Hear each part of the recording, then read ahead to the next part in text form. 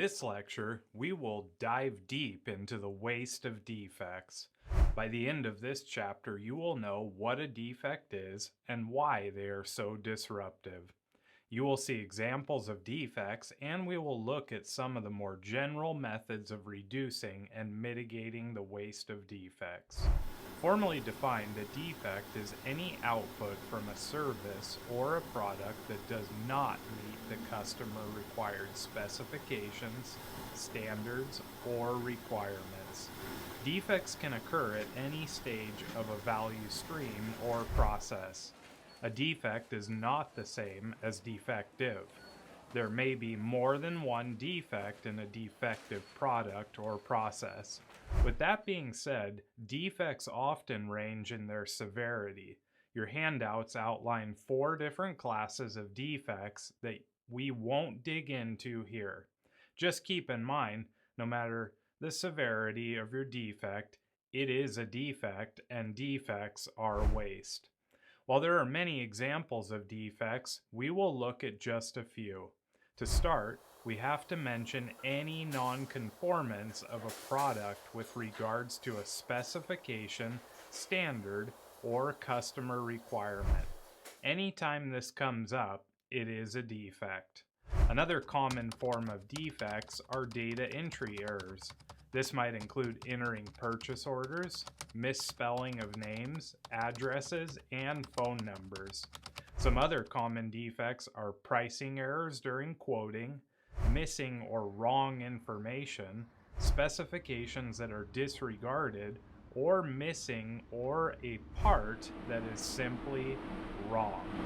It doesn't matter what the fit, form, or function is. If you see some of these examples, they are defects indeed. Now that you understand what a defect is, you may consider pausing the video for a bit and writing down all the pesky types of defects that you can think of. While defects are quite easy to spot, they are sometimes very hard to correct and often require extensive analysis to find the actual cause of the defect. In general, defects are the result of poor standards, procedures, or processes that are wrong, excessive variability in processes, poor maintenance, ineffective inspection, poor training, and mistakes and/or errors that occur. Finding and reaching the root cause of a defect is only part of the journey towards mitigating this deadly form of waste. The other part of reducing defects is in the solution and prevention of the defect. In Lean, we call this concept Poka Yoke or mistake proofing. Poka Yoke is a series of techniques used to error-proof, mistake-proof, or create a fail-safe environment. There are 3 basic rules to follow when trying to stop defects. Don't accept a defect, don't make a defect, and don't pass on a defect. While these 3 rules certainly are good principles to follow and will reveal defects if taken to heart, we still need a method of reducing defects in place to ensure that we are not losing material, labor investments, and other resources. There are 3 general stages that a defect can occur in. The first stage is in product or process design. This tells us that oftentimes defects are built into a process or product without anyone ever knowing it. Preventing product and process design errors before they happen is always the best approach for reducing the amount of defects in an organization. However, taking a structured approach like quality function deployment can be quite effective too. Quality function deployment seeks to define the customer's needs and then finds the best way to translate those needs into plans.